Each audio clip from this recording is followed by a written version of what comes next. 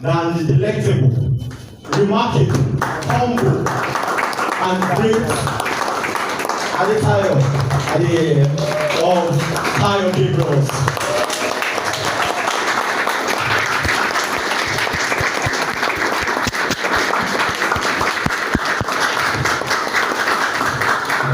You're welcome, sir.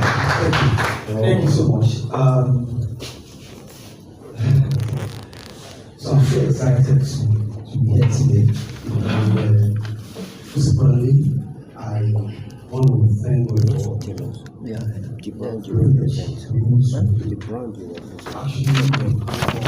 some of this. I think some of you because a lot of people reach out at different times also have to understand. I said, well, there's no better time to do this than the beginning of the year. And then you have conversations with CDH and we're here today. First, I really want us to appreciate ourselves for the new turnout to be here. It goes well to say how much is right our hearts and our quest to be there as a individual and as a brand. I'm hoping and trusting God that by the end of the session today, we'll all be able to at least take something meaningful. The truth is, I was trying to talk to the organizers that I think there's much more that we'll be able to do. But it's the very first, I knew the way it is with the very first. It can only get better because maybe today I was hoping that we will have it because I saw a number of people. I know because people bring suits and I've seen a number of suits here today. I've also seen from the list for the registration, I've seen a number of tailors as well. And I believe that it will be a lot more practical if you have like the same machine so that when people ask some questions, it can be demonstrated and then you can see where it's supposed to be normally. But like I said, this is not even a bit. Let's see how much we're able to cover today. We'll try as much as possible to make today a bit practical. After the first introduction, tailors can feel free to ask questions and not ask. Designers can also feel free to ask questions and not ask. And trust me, we all get to learn actually. I'm far from being in that space as well. We're all in the place of becoming, we're never in the place of competition. So I don't come as the Italian guy who has some mix of European feel with some. That's not what we're here to do. I think we're all here today. I believe that by the time we're done, I will also have one or two that we're able to pick. So to get us started, I want to just introduce ourselves just so that we know one another. Basically, just say your name, the brand you represent, and so maybe I'll start with me. My name is Adeya Adetayo, the creative director of Tayo Gabriels Clothing. Thank you.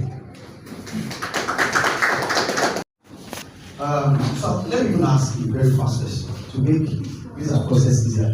Is anybody here familiar with table of aliquots? Aliquots, A-L-I-Q. Aliquot parts. Aliquot parts. Does anybody use it here? Tailors, yeah, tailors. Okay. Do you use it? Do you use it? Do you use it? Does anyone else here use it at all? Alright, so, but let's move. Like I said, it will only get better because I'm trying to see how this can be really, really beneficial for everybody. And I know that there's some basic things that if you don't have the basics, first, it might be a little bit difficult to actually grasp it, but we'll try and see as much as we're able to cover today. Another question that we want to ask for tailors here. I don't know. Sorry, can you bring this stuff? Bring it.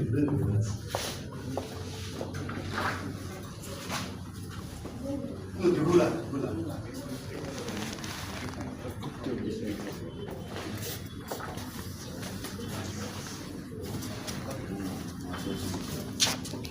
I'm sure we all use this to comfort and authority. In terms of balance, does anybody have an idea or understand what balance is in a suit? Anybody want to say anything?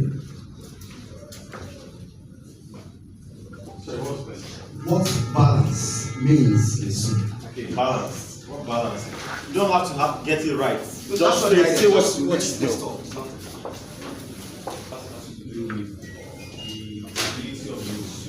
Sit properly, on your shoulders, and every part of it aligning from there to lateral and everywhere.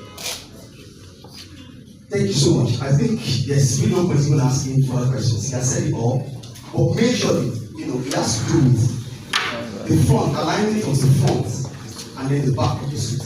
And I'm sure that for a lot of us, we must have seen suits where, when you wear it, you realize that the front of the jacket seems to come a bit longer than the back. Have you said it like that before? Yes. Alright. So, balance in the suit is where you have everything proportionate, where the front and then the back sits in the same position. So I think you should clap for this. I'm sure we've seen, I mentioned that I'm sure we're familiar to all of us. A balance jacket does not break at the bottom. A balance jacket does not fight the body. Now,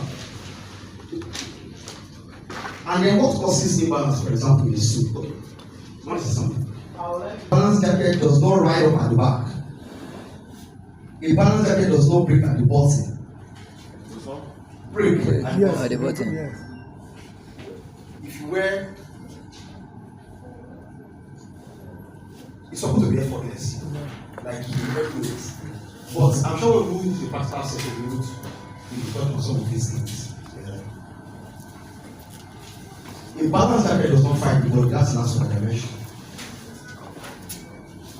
Right. And then what causes imbalance? For example, in the suits, wrong pattern, poor shoulder angle, back canvas placement, and incorrect front length.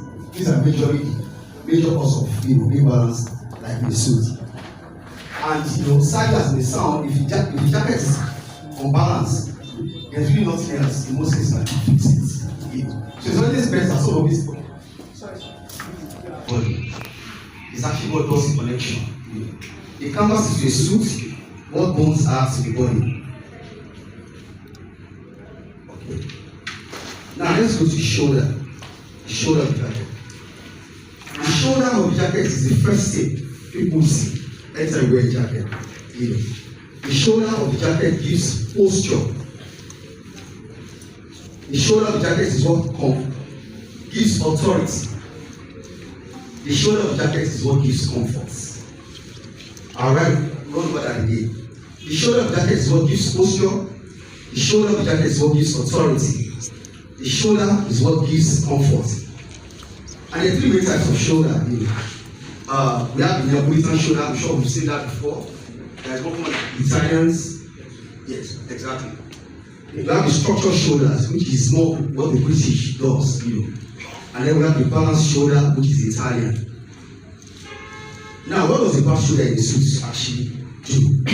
A back shoulder wrinkles. A back shoulder causes sleeve drag. I'm sure we've seen that. A back shoulder causes collar gaps. And I say this when I try to interact with people. Suit is actually complex, And I'm sure we must all experience that, It's only in a suit you realize that we're having a problem with the vent of the jacket, and the problem is actually coming from the collar. So it can be that funny sometimes, And basically, you don't really wear a suit, you carry it on your shoulders. Now let's go to the lapel. The lapel of the suit is like the voice of the jacket. The lapel tells people, is this cheap or refined? Is this trendy or timeless? What makes a lapel elegant? So there's a problem I think I've seen here today, and I'm sure that when it's time for us to have a practical class, I already expect that people ask that question, and because I've seen a lot of, like I said, the higher age base, of course, criticize one another, we're all here to learn. And I've seen some lapels, even in our ministry, that aren't also sitting very well. Lapel is supposed to roll, such that if you do this, if you return, it's supposed to just return by itself, effortlessly. Lapel does not, you don't even any gauge online that forces it to stay. Right? So, lapel is supposed to roll. The lapel is also supposed to have like a clean breakpoint. For example, you see a lot where you have a situation where either it the lapel is tight, or you see some that will roll beyond even, and I'm sure you've seen that will roll even beyond the button hose line. The reason why we have some of these things are some of the things we're going to be touching on when we get into the practical session.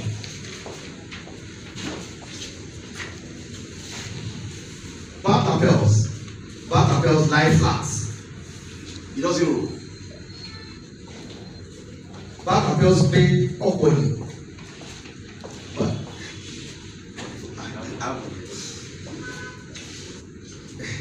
so the back lapels also look lifeless. Now, a great lapel never lies flat, it rolls, like I said. That's the point that we need to take out of that. A great lapel never lies flat, it rolls. Basically, a luxury suit, the kind of damage we're looking to do that I'm hoping that everybody here wants to be able to build eventually, it's not sale, it's builds. I'm sure that maybe by the next class we're going to have, although we might get there at some point because this is like an unfinished jacket, and I think it gives us the opportunity to actually open up on the inside.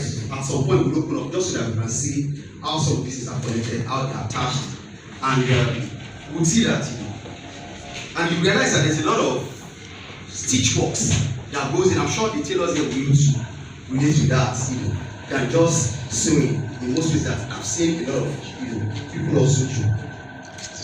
Now, summary of all this that I've mentioned from the beginning. Balance gives the suit stability. Balance gives the suit stability. The canvas gives it life. The shoulder gives it authority. Can you take that again? Okay. The balance gives it stability. Balance giving stability. The canvas gives it life. Life. Shoulder giving. Can I go ahead? Yes, sir. The shoulder gives it authority. And the lapel gives it elegance. Lapel giving elegance. Lapel. I'm trying to also just take out some that are not really as important. I know this is one point I think all of us should, because I know I've been there also and I understand how it feels at those moments.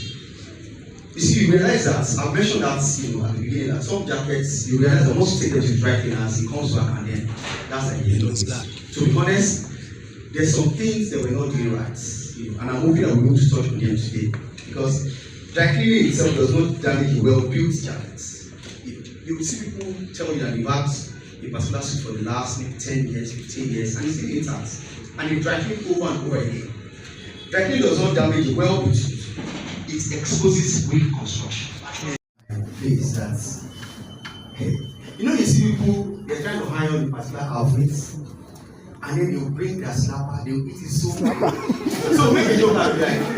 Throw over straight, slapper on this day. Now, to bring home the question you just asked, to be honest with you see some of the issues you have with jackets, that you wear a jacket and then there seems to be a lot of creases like around there. It's not coming from, there's some things that you're supposed to do on the inside of the jacket that keeps things in position that are not done. Like I said, I'm going to be talking about, I'll bring it in the simplest form it could be. You would either, the people who are tailors here can touch on the practical part of it. There are things you're supposed to do that keeps this jacket in shape, which is why you see things like basting. All these things are not for fancy. There is a job that each of these threads that you see are supposed to be. They are holding some things in shape until the jacket is completed. It's only when the jacket is completed that you now start taking out each of these threads. Until the suit is complete, you see it like this. So when you see some of those what's called videos you see on YouTube, and then you see this, it's not for fancy. It's not because you just want to put one white thread on a blue cloth. Right? So as long as that is done, if I wear any of these jackets here, you can't find it because it's done right. But like I said, today might not even be a day. Obviously, you can't even start moving into that right now. It's important, like we said the other time, the construction in itself has to be right before you start moving into. That's for creases. Now for shoulders, I'm sure Salvador need to respond to this. There are measurements too. And there's one other thing that I'm sure that a lot of us don't do here. And I want to try and encourage us as much as possible to try and find a way to infuse that in what we do. So, for example, if you look at this jacket from the back, like I just pick a random jacket from the office, and we can try this on somebody. I'm trying to see if we can almost do it like a fitting, just so that we can see. I'll try and see if it falls around. Let's see. I'll try and see the measurements and see if we can get someone that can just even wear it. So, for example, the way these mannequins are also made, they are made in such a manner that they've considered the human body. That's why you put some jacket, t-shirt, shirts on the mannequin and it just sits in a certain form. Already, from what you can see in these jackets, if we go ahead to just close this particular jacket the way it is right now, you're going to have creases there.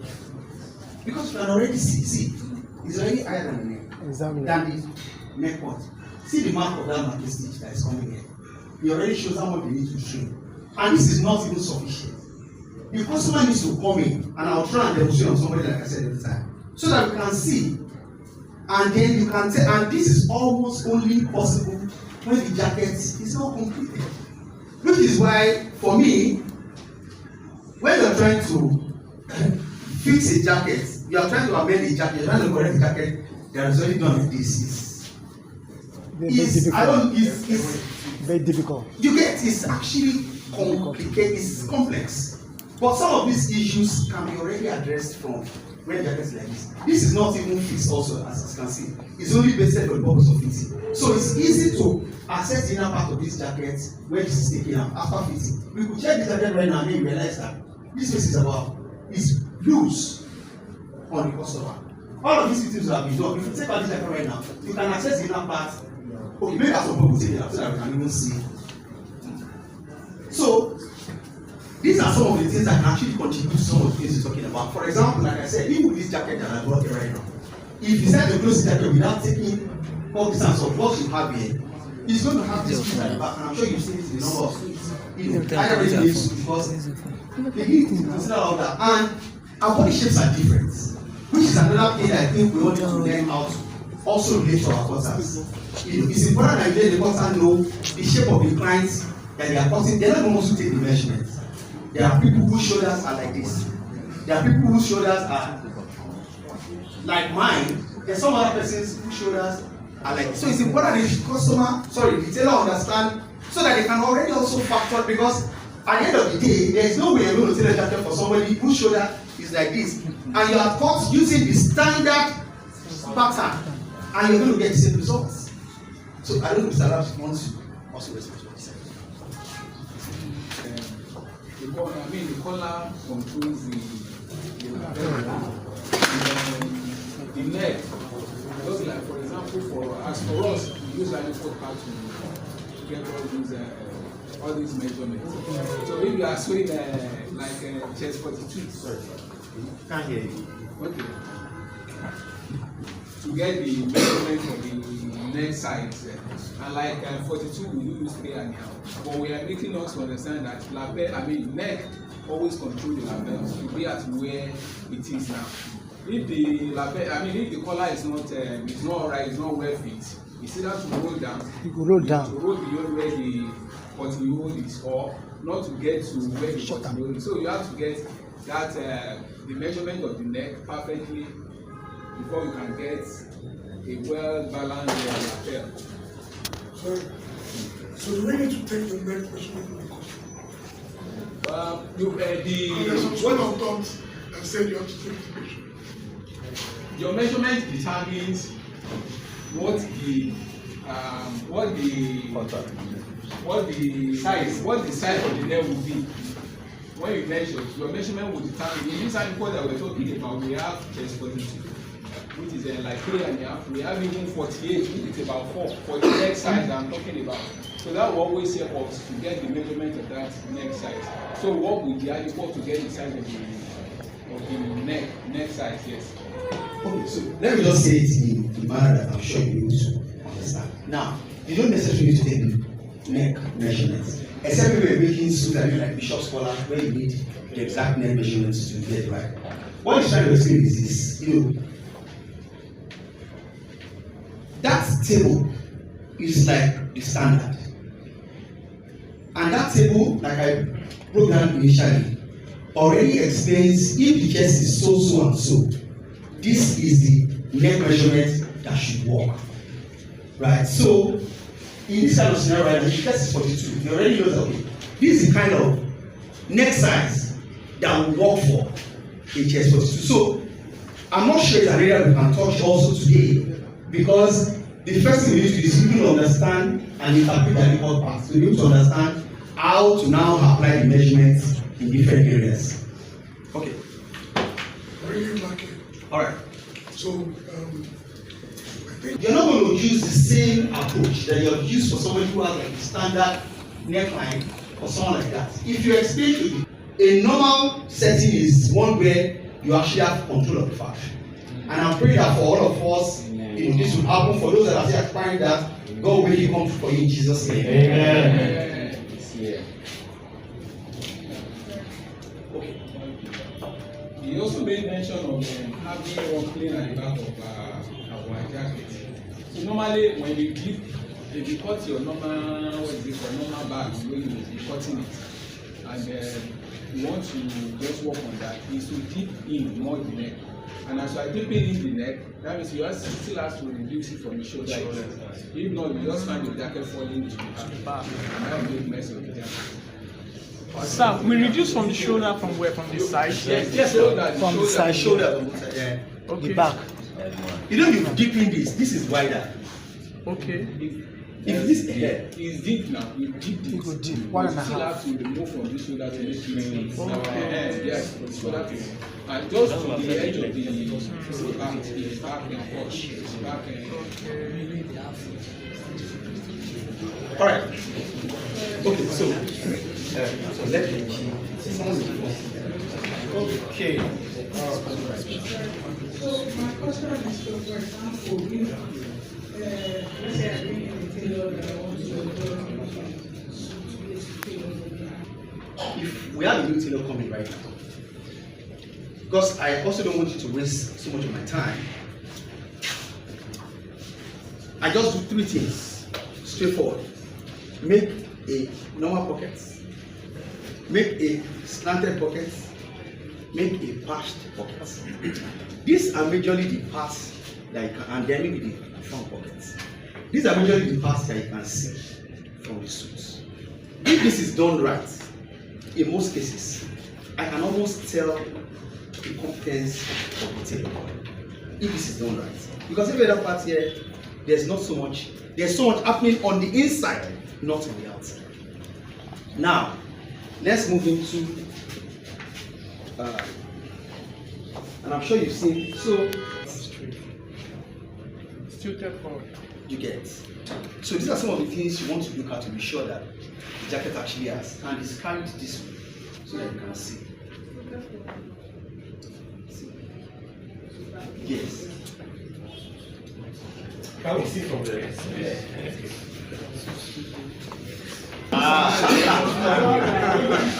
You make my brother speak in tongues. What the fuck?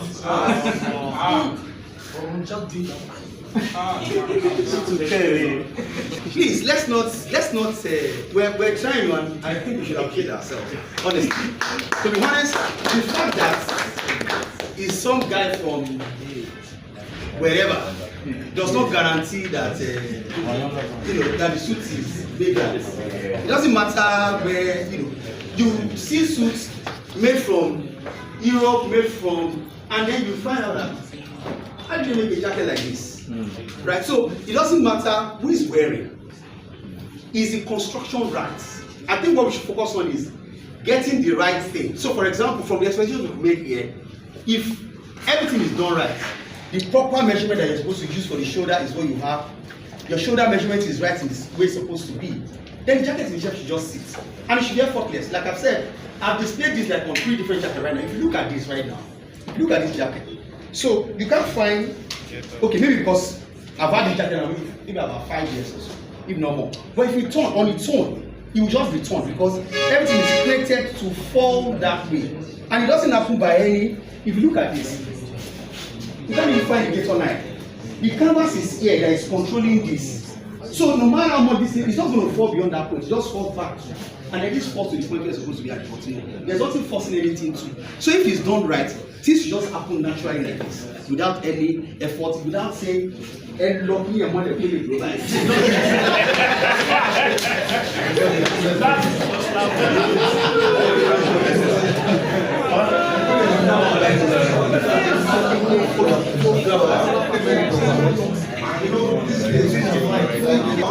When you fix the collar with the lapel, how slant should this be? If I'm going to look at all the suits here, like I would say the slants are almost straight. But if I'm going to look at the slant of the job, it's a little bit downward somehow. So how deep should the slant be and how deep should the slant? All right. So. All right. So it's there before. Because you're making a custom suit, and I mentioned earlier that the customer can influence what they want. So, for example, a customer can come and say, I want the lapel to be 5.5 inches wide. Maybe every time you even make 3.5 inches, but the customer wants 5.5 inches. There is no way you're going to make a jacket that is 5.5 inches wide and it will cover the pockets. Right? So, he has something to do. It's much more about who you're tailoring for and what they want. That's what influences. There is a standard, which is okay, the measurement is about 3.5 or 4 inches. But the customer can also say, you know what, I want it to be 6 inches wide. And then it's your responsibility to tailor accordingly. There's a second question you have that I'm not sure if I still remember. I said, when you join the lapel. Okay, the lapel. Very good, very good. So every tailoring house have their different styles and patterns and styles. And that's, I think, is a straightforward answer to the question you raised. For some people, I'm sure you've seen designers where the mark of the lapel is way higher. For some, it's almost like even here. And then for some other persons, the retro kind of jacket, like the old school, the lapel of the jacket, the tongue drops, right? So it depends on what works for your own tailoring house. In most cases, it's good to actually pick like, so why you're saying this wants to be the same is because there's like a signature look, such that if you see it, you can tell that, okay, oh, maybe the jacket is carrying us. So that's why already, the table of adequate helps you. If the chest of the person is a particular size, the table of adequate already breaks down every other part of the measurements. It tells you that the arm is supposed to be the armhole is supposed to be this.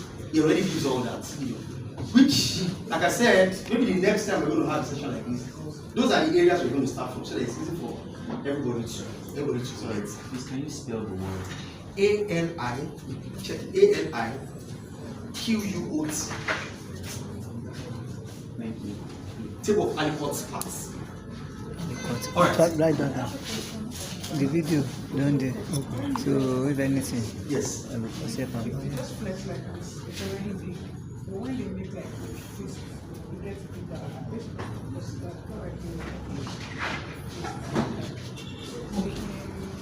You know already, so we're all here today. So let's check. So why don't I just tell them to flex there? Yeah. So maybe we should make a fist. Yes. You'll be bigger than this. Oh, okay.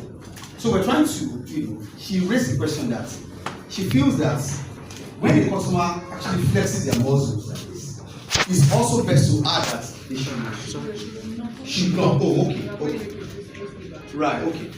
So what I do is, I just get them to flex the muscle like this, and then once I have one finger tucked in, because this is the max you can get.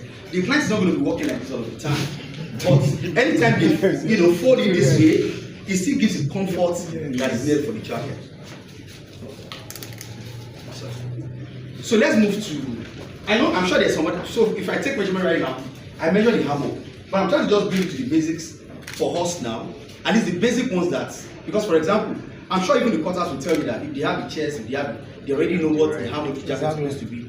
But the one that is very straightforward, and you can check, is that guide. Because the table already gives you what is already broken from experience, Okay, so this is what the table, sorry, this one is what it looks like.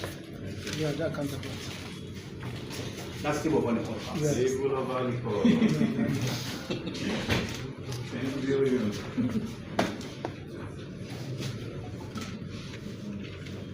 Alright, so I still measure like the hammer. I measure here, the wrist. The hard back is very, very important. Is that? The hard back of the suit. Hard back. Yes. You have a question? Someone has a question. At the back. Alright. So when you measure the arm, you measure it firm or loose? No, loose. I measure, so let me show you what I do. So there was something I mentioned also. It's important that we also find a way. Okay.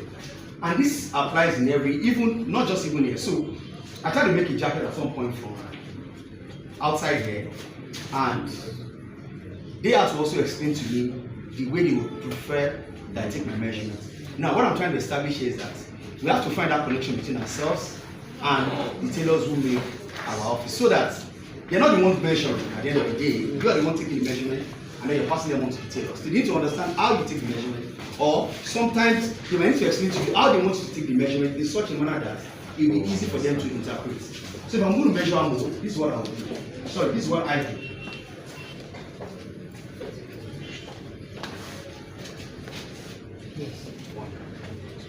Because he already gives me all the room that I can get out. Let me go to the waist. Is it necessary for the just because of that? Okay, but let me just tell you what I do. For waistline, the first question I ask customers is where, okay, I think there was something they are doing now. Okay, alright. Still on the arm, right? I noticed that even while we measure the biceps and we tell the customer to press, sometimes it comes to the point where they still elbow discomfort. Like for example, once the person holds his arm, he finds that it's not exactly free, it's not exactly comfortable, even while measuring the biceps and press. So how do you balance that? Okay. So already there are two things that we break that. A lot of us just have QC in work. We don't actually do proper check. I realize that a lot of time, you get a jacket from your customers and they have some complaints. The first thing we do most of the time is to either just quickly take it back to our factories and say, this is now some. I've come to realize that a number of times, some of these problems actually don't cause either from the author or the person joining. When the measurements followed, we don't even check that. We just take it back straight that, this thing, they said the arm is too tight. We have not even checked to see whether the measurement that was taken was actually really followed. That's one. Secondly, there's a part that I'm not sure we're able to actually dig deep into today. Yeah, because of time and also because we're not prepared for it. Because, and I'm sure because we're all pairs, we're in the same line of business, so we understand some of these things. Do you know that the armhole cut is actually very important to be either you're making a pattern or you're making a suit? I'm sure you've seen situations where the armhole seems big and yet the suit is tight. It's difficult to raise your hand. Once you raise, it just flows with the suit. And then you've seen smaller armholes from some of the Italian jackets and it's extremely comfortable.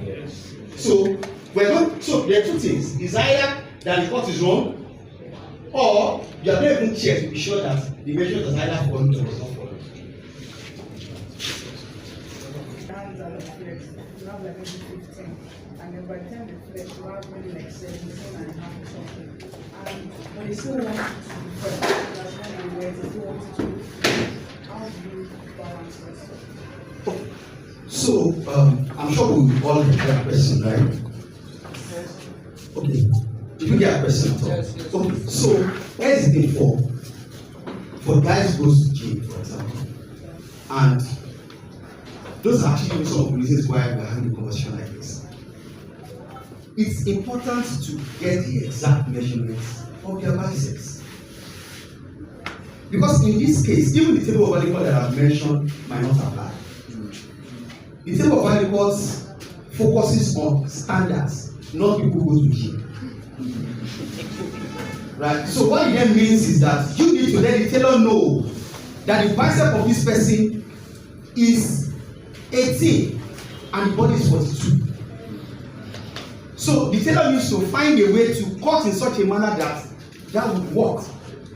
You know the standards of okay, if the person is chest 42, the round sleeve should be 15. It does not work in this kind of scenario. No.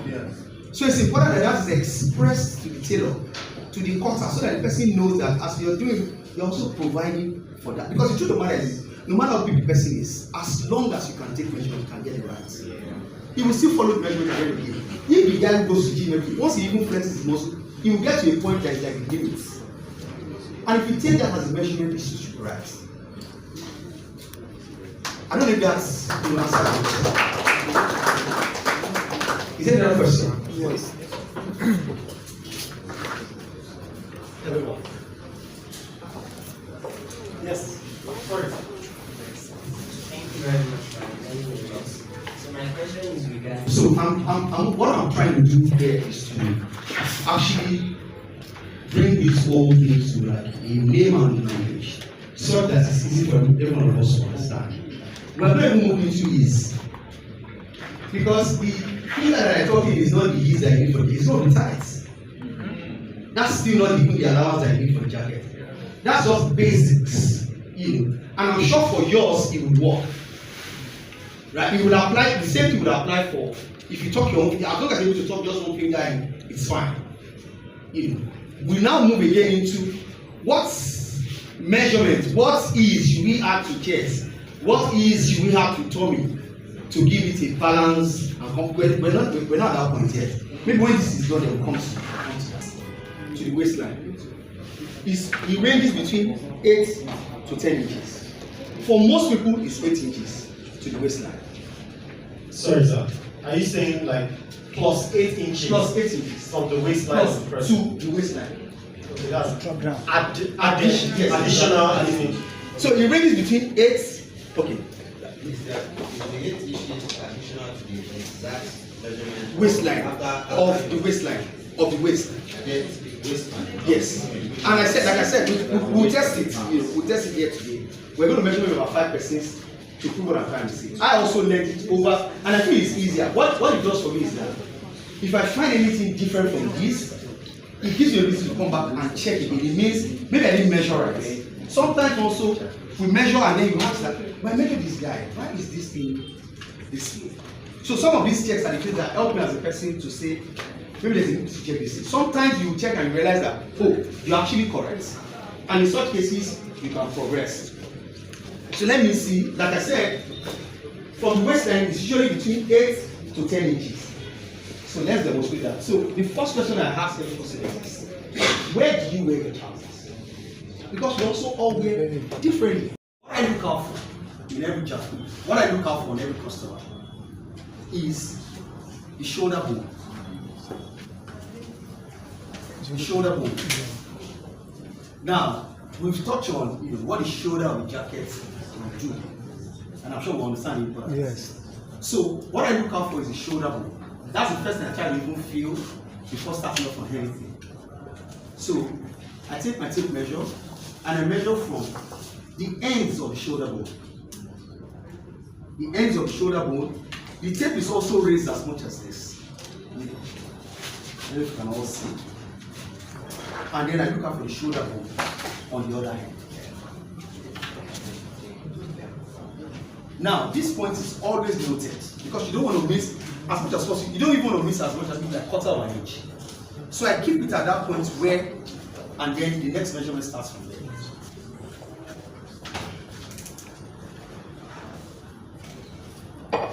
And my guide for the sleeves is also the waistband. Now, the jacket of the suit is supposed to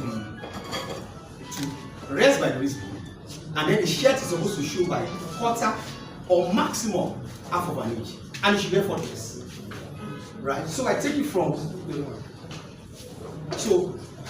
also from the point where the shoulder ends there, break it somewhere by the shoulder edge, just so that the tape is relaxed, and then I bring it to the waistband. That's for the sleeves of the jacket. I will clear the shoulders and then the sleeve. I know we all do this, but I'm just trying to explain how, because it's important that the measurement is right at the end of the day. Alright. So, sir, what is okay? Go ahead. Quick question. So, for someone that is buff, like there was a guy, the guy outside, do you apply the same technique with the bones? Because for people that are buff, sometimes the flesh is more, I don't know, more protruding than bone. So do you still apply the same technique? All right. So yes, I do apply the same technique. I do apply the same technique. But I will also, maybe by the time this is done, explain something about such. All right. So the next thing is, for us as designers, it's important to find a way to connect with our tailors, to understand how they interpret the measurements that you give to them. For ours, what we do is like the exact body measurements. And if it becomes necessary, the additions to it, I will also talk about it, the ease that we have to do. Now, for the shoulder, for the chest, for example, the tape is supposed to be at the highest point, that's the biggest point of the chest. It's supposed to have the biggest point of the chest.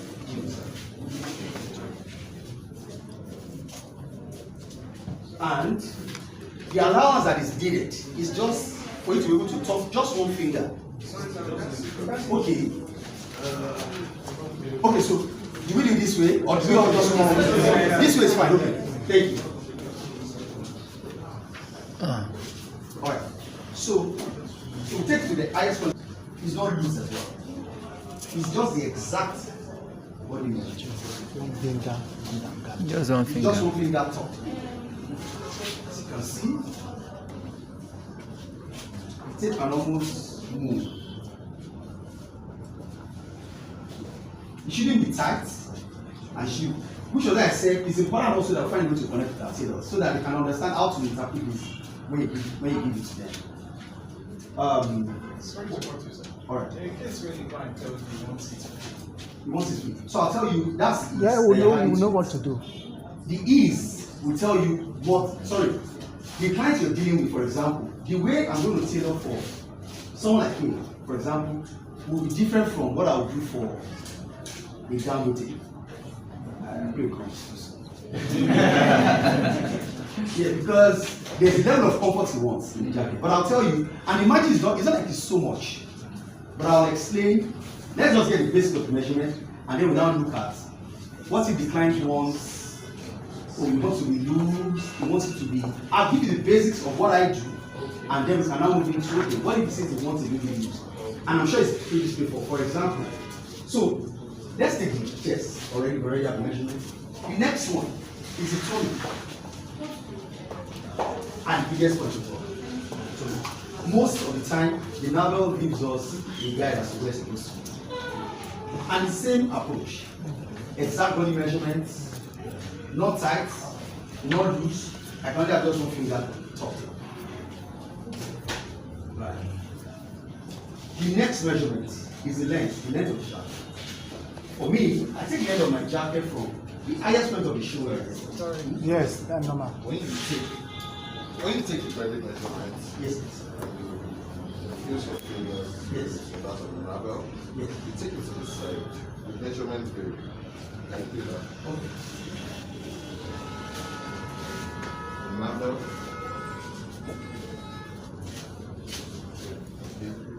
take it back to the navel. To the navel. Like here. It's the whole of room that's the measure. Okay. So you mean if you do this now, for example? Yes. Okay. Body to body.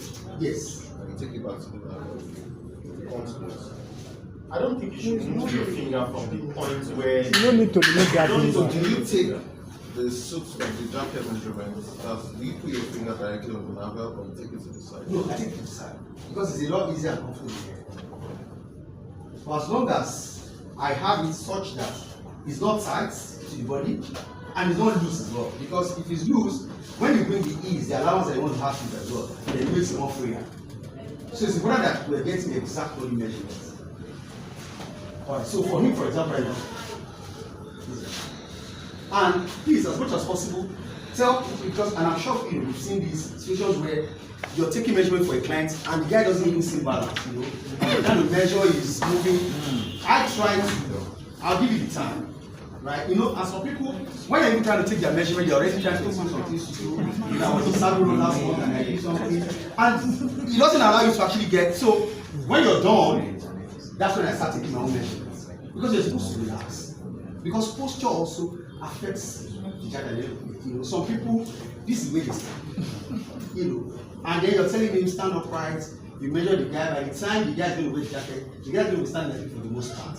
These are some of the things you want to look at while you're also taking the measurement, just to have an understanding of the client that you're actually really working with. For length, the standard, you know, is you're supposed to be able to cut the jacket like this. However, like this. Exactly. Yes. But let me quickly make a note. You know, there are people. I'm sure we've seen a number of jackets that are either not as long as this, and they still look very good. We need to understand that what we're doing is custom. So what it means is it allows for the customer can actually influence what you want. You can advise from a professional standpoint to say this is what exactly it's supposed to look like. But the client can tell you that no, I don't like my jacket long, I like it like this.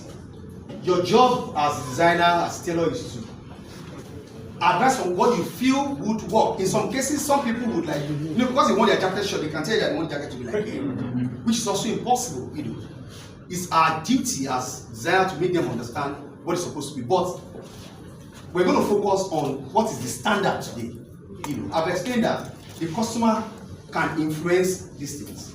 So, but the standard is you're supposed to be able to, when you stand up, you're supposed to be able to cut the jacket like this for them. So what I do, and this is not gotten from, what I do is, when I bring the tape to the highest point of the shoulder, and I try to look for the middle of the tongue, this point.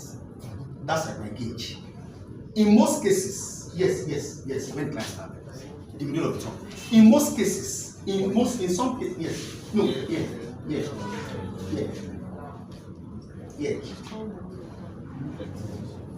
That's like the standard length of the jacket. Yeah. However, there are times you would also do it and you realize that this jacket seems too long. Now, my other check is I come to the back. When I measure a particular person and I feel that what I'm getting seems too long, I come to the back. At the back. Right? Because the jacket is supposed to cover the bone. So, and I bring it to the point where it covers the bone. And that's an idea of what the length of the jacket is supposed to be. So, what do you think? Sorry.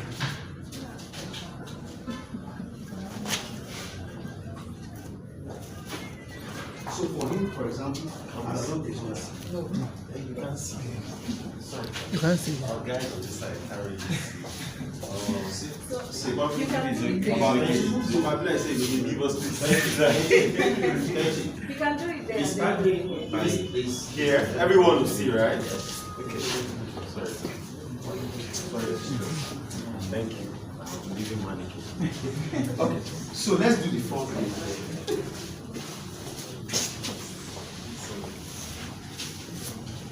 I will see now. So, Okay, you want to collect it? so I'm going to tell you one.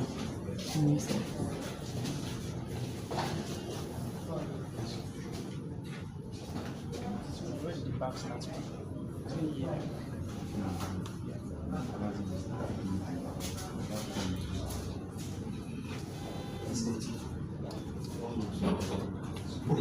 That's oh yes, the front of that is actually longer. No, the front is longer. No, what I'm saying is, you know, I explained something. I said, when I measure from the front, for example, if you give 31, obviously cutter will interpret that and they get it right. Because the front of the jacket is actually longer because, as you can see, than the back. The purpose of this, like I said, is for a check. So, because, for example, so if I measure now, for example, and I say, let me even look out for like the middle of the stone, it's already coming to like 32.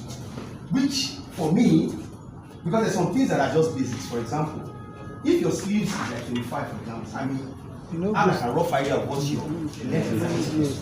I'm sure you cannot use that. Alright, so if your sleeve is 25, I can almost determine what your trouser length is supposed to be. Because there's a way God has created us all as individuals. Sometimes we're going to have, you know, a few differences in But what you see majorly is that one that is standard. You know.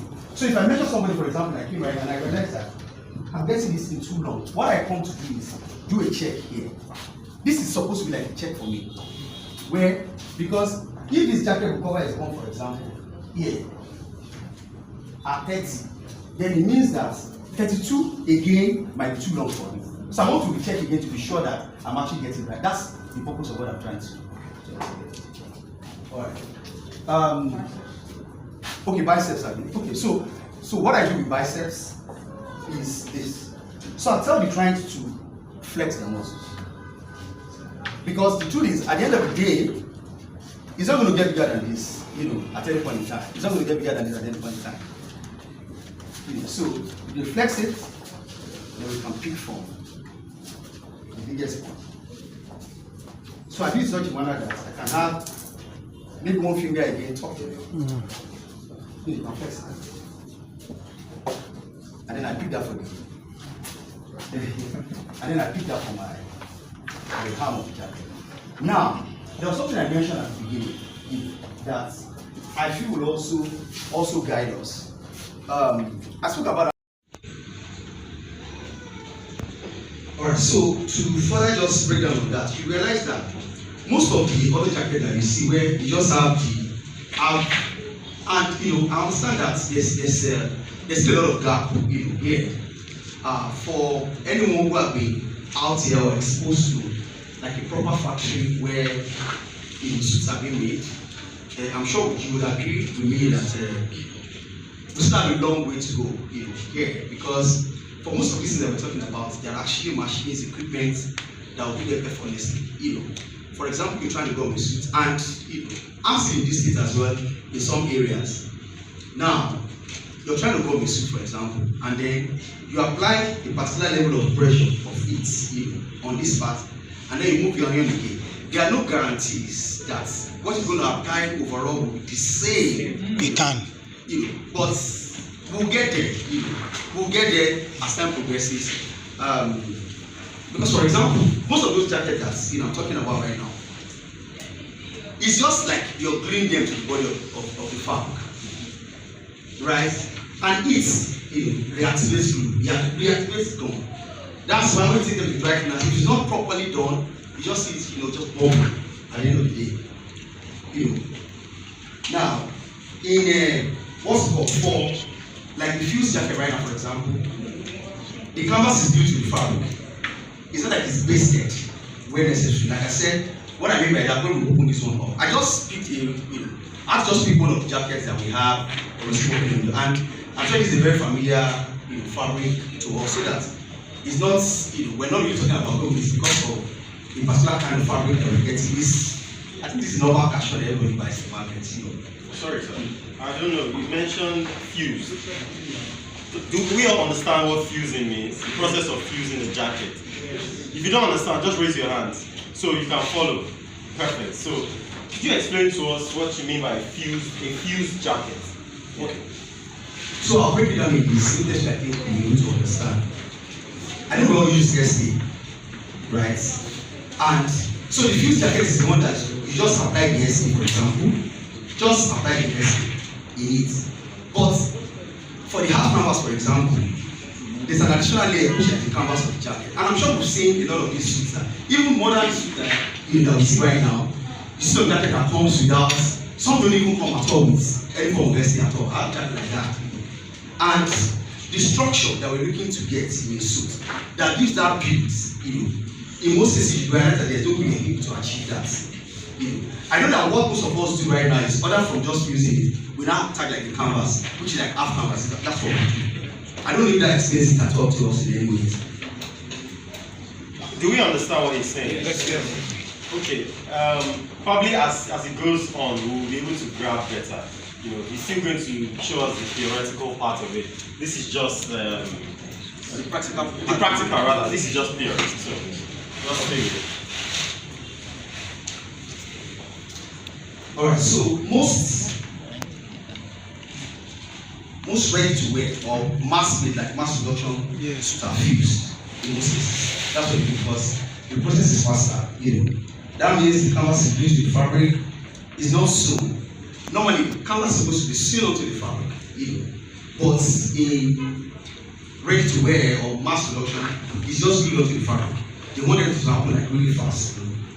The canvas is not floating itself, and during the cleaning, heat, steam, pressure will just reactivate glue, which is why you get those kind of results that you see.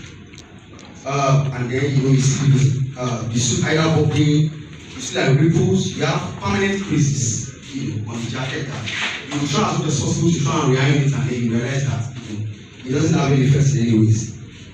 And then lapel that will never sit flat again once it's done. For the half canvas jackets, for example, like a full canvas jacket cannot even bubble at all. In a full canvas suit, the canvas floats. It is stitched by hand. It moves with the fabric. There's like a spring in that in the canvas. Do we all know? So, for example, the jacket that is properly prepared that way, when it meets heat, nothing melts, nothing sheets, nothing distorts. Let me also quickly ask another question. Does anybody here, I'm sure we have of tailors here, do we do marking stitch at all? Yes. Who does marking stitch here? Tailors? Just raise your hand if you do. Who does marking stitch? Okay. I'm sure for what it is. Okay. Alright. So I'll touch on it. Maybe I'll get this about to actually fully detail it. But these are some of the questions I'm coming to it. But these are some of the questions I was trying to say in the morning while I was talking to the organizers. Because I think one of the major problems that we even have as a people is the fact that the background knowledge that we have as regards suit tailoring is actually poor. And I also belong in that class because when I started as well, I started the same way that I would have also really loved to be a part of a session or a class like this. Now, what am I trying to say? To be honest, for people who don't marking stitch, they will know that it will be almost impossible to actually stitch a jacket right without marking stitch. The marking stitch is what actually positions practically every part of the suit. Everything. The marking stitch is what makes sure that the alignment between either the top of the jacket and then the bottom of the jacket does not miss at all in any ways, either by quarter, 1/8 or whatever. Because there's a marking stitch that is guiding you. So whatever you're picking from this side is where you're picking from the other side. So how we tailor a suit without marking stitches is something that we need to still look at. And then I was telling you that these are some of the introductory things that we need to do. I'm hoping that maybe by the next time we have a session like this, we will know more practical. We can look at like this marking stitch so that we can actually even understand what it does. And we have it in suit, we have it in jackets. In suit, we have it in even pants, right? We do it in even waistcoats, in everything, because that's the only thing that guarantees that everything falls in the right position. Thank God. As you're tailoring, you see already, there's something that is giving you the note that when you get to this is where you're going to connect these two areas. So, and I know that, at least that, I've seen a number of suits I've seen a number of cutters that, they just place the jacket on the board and then they'll cut, there's no marking stitch, and so maybe by the next time, like I said, we'll look at this and then see how important. And I'm sure that once you see, you'll also understand that it will be almost impossible to actually get these things right without marking stitch. Also, I think one of the other things that I think we'll be able to do by the next time we have this kind of class is to make it a bit more practical. I mentioned it earlier, we're going to have like a machine here so that tailors can, I'm sure that it will be not more beneficial for tailors for the clothing houses, except if you as a brand owner is also like a cutter, where they can actually ask some of these questions and then we can see, it can be demonstrated how you need to actually properly position your canvas, the interfacing, how you properly fix the pocket, how you properly attach the lining to the suit, how you properly fix the sleeves of the jacket as well. We'll try to make it a bit more practical by that time. So let's just touch a little bit of fabric and then we'll move to because I know that you also want to ask about that. So for me, I believe that for real suits, the best fabrics are always wool based, and I'm sure we all know that. Yes. It's not I don't buy cashmere. They give me different names.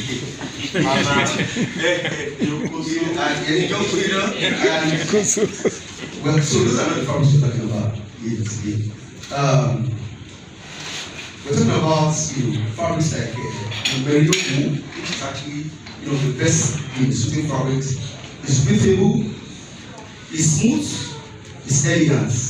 Then we have like the Super 120 to 150, which are soft, they're durable, and they're luxurious. Sometimes they combination like wool and silk, which is maybe light, it shines. That's what you use more for like tuxedos. The wool and cashmere, which is soft, warm, and premium. And tropical wool, which is actually like the best kind of fabric for our own climate, which is pretty hot. I will touch on how to physically identify a good fabric. There's one that I'm sure all of us are very familiar with. For example, wool, and I'll give you the process that we can find. If you burn it, you could almost smell. To make it good. Exactly. Yeah. So,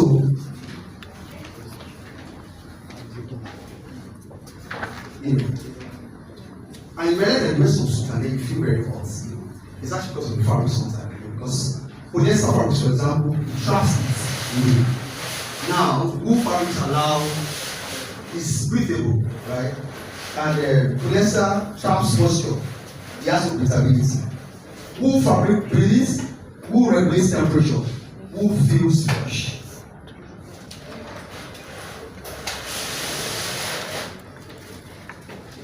So I'll take the last thing and I'll try to make this very general.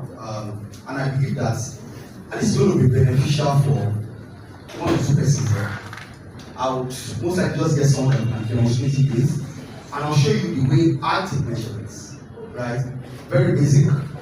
And then we'll be open to have a conversation about if anybody has some additional things to bring in. Like I said, it's not the entire thing, but just the basic parts which are actually very important in making soup. So you can come.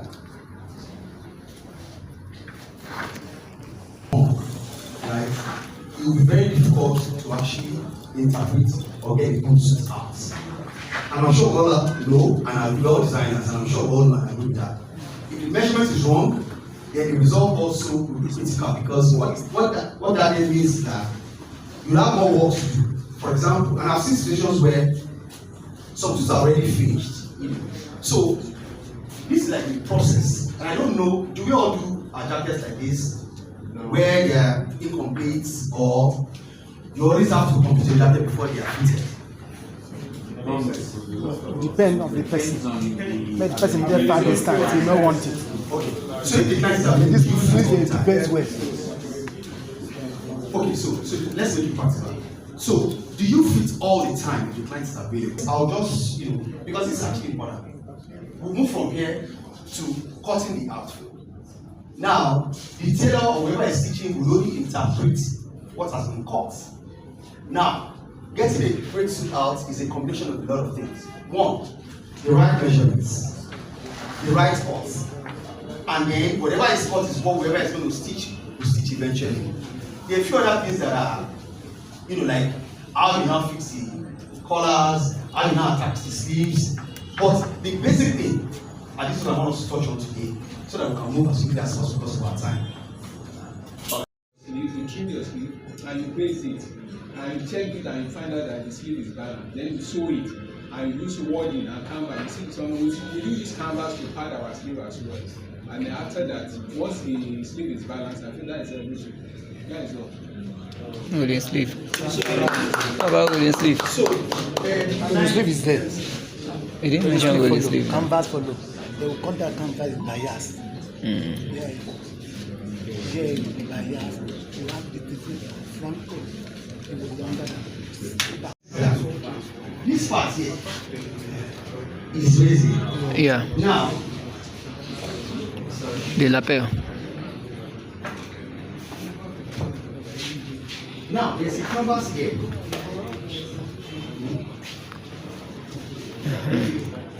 That controls this.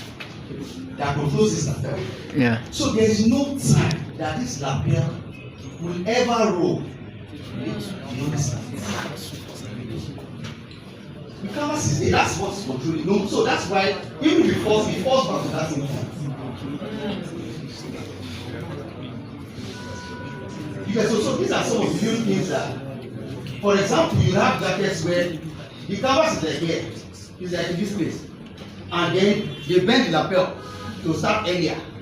Yes, so we get the right results.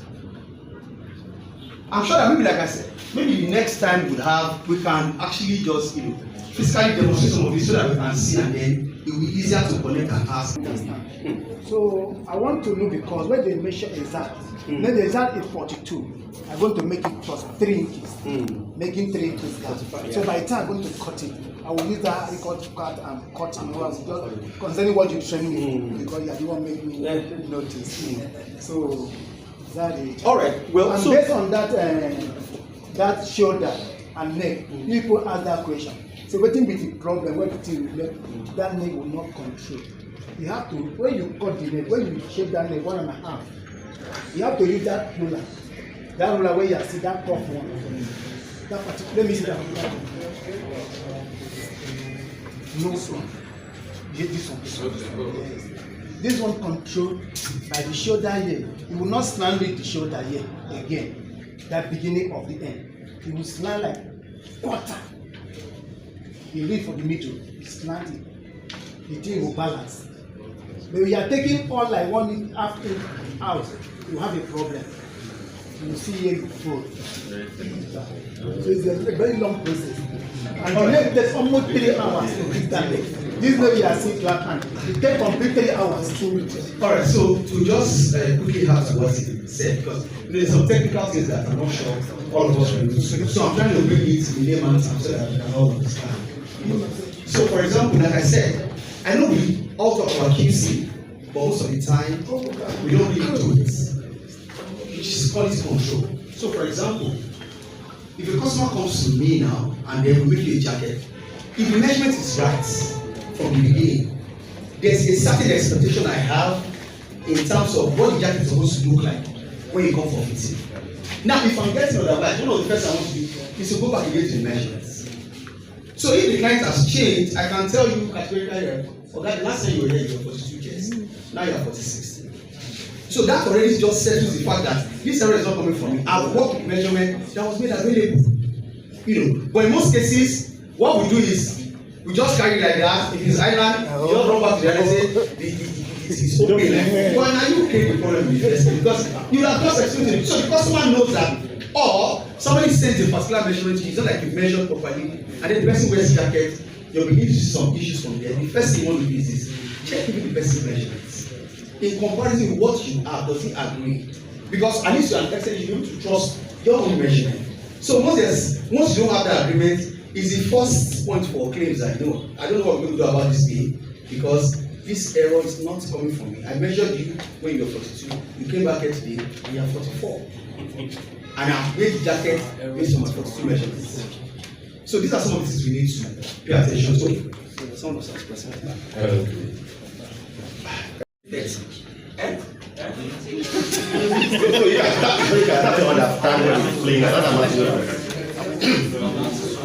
So the other thing you have to contact and a team. So obviously the person who counts, the person who rallies.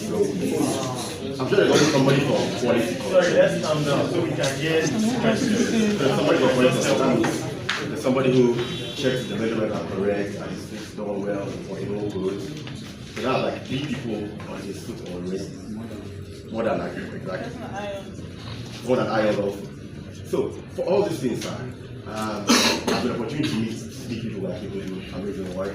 And I know I was at my Taco store, and the person who makes his suit is not even Nigerian. That person who cuts, that person who also takes the measurements. So all of these things we are trying to achieve. There are also people who buy suits off Savio Road. There are people who spend 2 million, 3 million on suits easily. We that were using Lagos Island. When these people come and we have to talk to them, they have knowledge about fabrics, about all these things. How do we get there? As designers, how do we move? All right. Number 3, last one. Pricing and exposure also matters. Because something that if you don't know, you don't know. If you also don't get your price up to be able to get to that level, you will not get there. How do we do that? Okay. All right.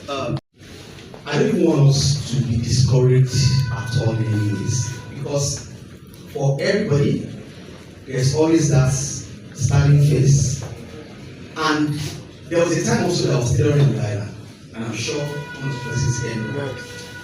Now, and somehow, some way we moved. You know, for me, from the very beginning, from the point I came to the island, I knew I can work. I knew I can't. Right? I knew I can't. And I started moving, you know, from that very point. Now, please let's not discourage ourselves, because when I was also doing that, I was the quality control guy. I was the person that checks for this and that and every single thing on the jacket. It became a bit easier when I had control. So, and you can ask people that have also dealt with at that time, these lives of the Lord will tell in the days of that. I'll be in this place, the thing has to be done right. Right? Because I'm also the quality control guy that is checking my team the way as they are doing it. Right? So I'm part of the process. So what it means is either you're doing at the phase that you are right now, you have a responsibility as designer to do, to check. And it's better that to a large extent, these guys also know you for the kind of quality that you expect. And they also bring that sort of consciousness into actually tailoring your own, because they know that this will come up with complaints almost all of the time. Right? So please, for whatever phase that you are, do the very best that you can do. Now, to move into pricing, to be honest with you, and I'm sure you will not agree with me, I think some of these things also come because the thing is this: if you want to charge high, you also must be ready to produce quality that matches the price you want to charge. So it's not enough to just say, no, I want to charge them $5,000. That's what I charge for my suit. And your suit does not look like $5,000. Right? So pricing, I'm sure we'll all grow into it. I think what's most important is for us to find a way to refine and fine-tune our craft, and then it gives us an opportunity to actually price properly.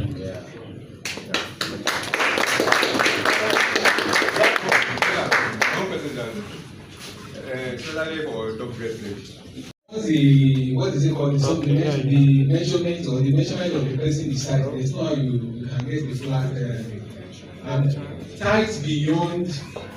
Okay. I don't know how to put that. If it is too tight, because already we know. Yes.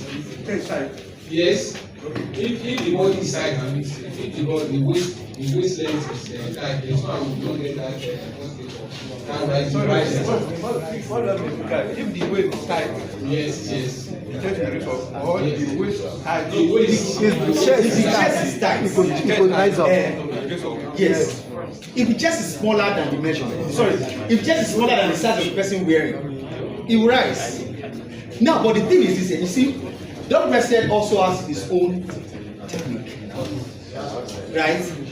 Which whoever is cutting needs to also understand. I'm not sure we can also do that in this session, right? Because you even check, not everybody can actually, everybody should be able to tailor anything if you understand how it works. But if you don't also, you'd always get a different result. And I think that explains, because I'm sure that we don't have this problem when it comes to single-breasted. There might be things you want to look at. For dog, we can have a conversation like after now for dog-breasted, because if you also don't follow the proper process, the result will also be different. So I think that is the major, because if you don't have that problem when it's single-breasted, it usually happens when it's dog-breasted. There's a reason for it. So we can discuss that maybe when we're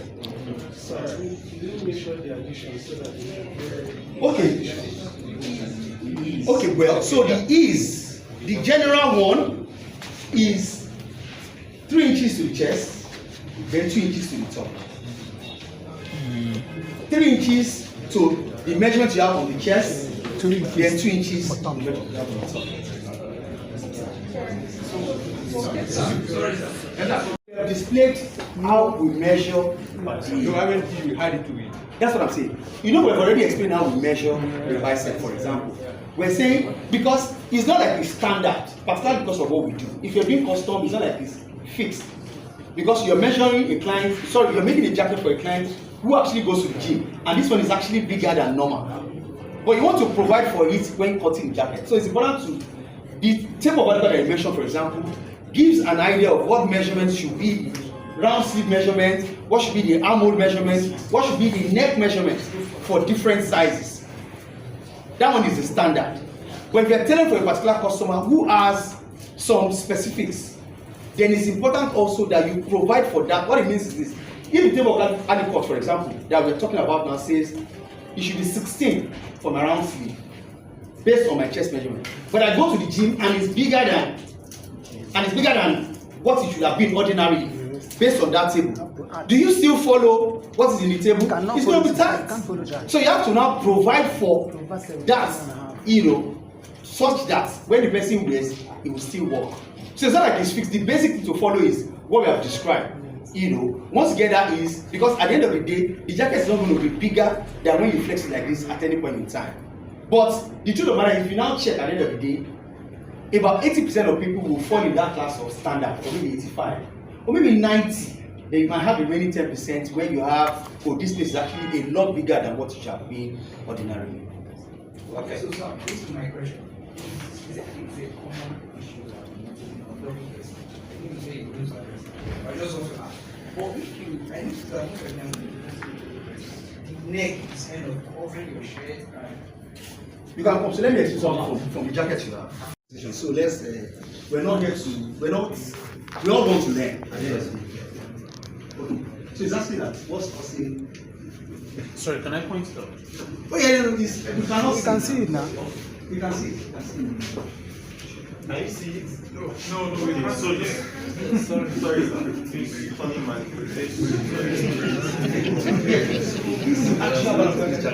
And once it comes to see.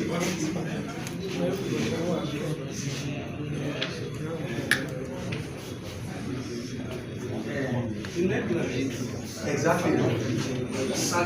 Yes, and it will happen on its own. Once you sit, it will come to its natural state.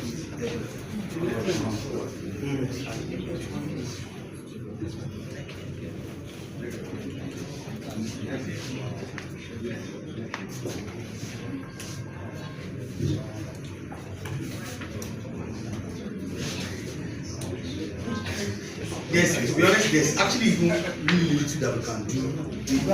There's a fundamental problem from the top, so that we can cutting and parallel. So there's an issue from the cutting, like from the cutting. Sorry. So one thing I know here, I'm sure, is in our case right now, for example, I'll give my cutter the measurement just like this. So you will know what to do. You will know what to do. To now adapt it. However, I can adapt the measurement. So I'll tell you what I will do in its own kind of.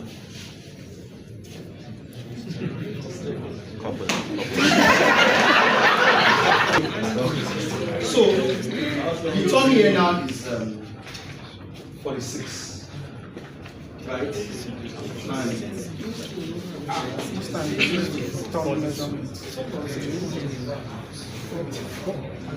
Just 44 now. Does this kind of does this still part of the question? Does this kind of body structure have anything to do with the shoulder? Because some of them come with some funny set of shoulder. Maybe the shoulder will not be enough, like might be around 18, 17 or so. Okay. Yes, most of people with this kind is even fine. Yes, right? yes. Most people with this kind of shape, in most cases, their shoulders are actually even smaller. Smaller too. Yes. All right. So the shoulder measurement is constant, right? One other thing that you need to note, which I mentioned earlier, is what's the shape of this person? Because if you're giving it to a cutter who just cuts naturally, without explaining this,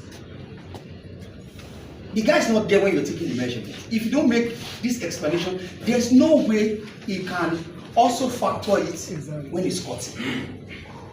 Now, for me right now, I've done maybe like a 46.5 for his chest. Yes. Okay. For his chest.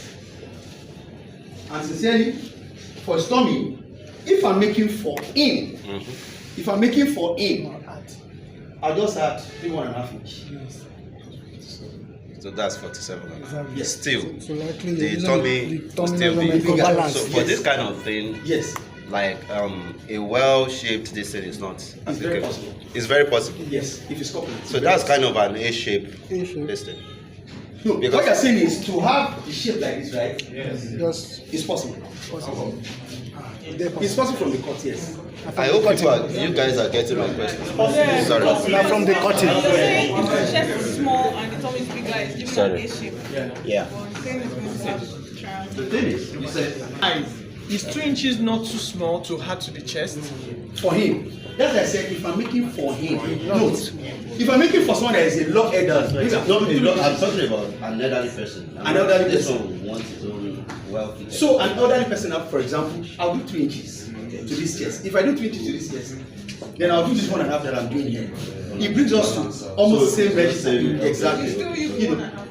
Yes. But note, in my own case, I'm going to fit the client. So the guy is going to try the jacket, then I'll see. When the guy tries the jacket, I might have an opportunity to give the silhouette that I want here. Yes. How about the hip? I've factored, so for example, if the hip right now, for example, if his hip, and I think he is part of the people that I said might even be bigger than the standard that I think I've laid. Let's check.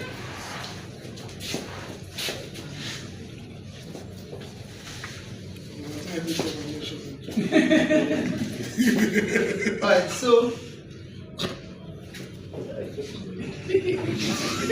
I want to respond all at once. Okay. So for some customers who are obese, right? They can't stretch their hands down like this. They can't, they rest their hands on the top. You will tell them. Right? You talk about taking a arm over. They have slanting shoulder. I have a customer like that. And most likely. In the Mando for Kutamo side. That street, you collect about almost 1.5 plot land. You build it from scratch. Machine. You get about almost 10 make up to 60 machine or 80 machine when you stop there. When you come buy Prado Jeep, the Hongo shop. The man in buy motor to him brother now. Blue. The blue name that one where you greet me. I will greet her. And then when you go see me, you come by Mozo. Give him. Do I mean that way? In brother, another in brother again. Where's in your blue? Wait for the tire. Because they don't look good. Wait for the tire. That one too, the so. Because you know they will get retired, make him leave. The same thing happen. He come to ship, he like a girlfriend or he wants to make him leave. When you go there under his brother, say his brother cheater. You come out to the king talk for him. Come if we enter, wine go down low, back to the center, fine day, true tender. I want you to price me, I want bill. Today's gonna be a make like them. Baby, if you ready me, I want show. I want you to like I am a show. I'm not saying you go bump for me one day. She said she did long for me all day.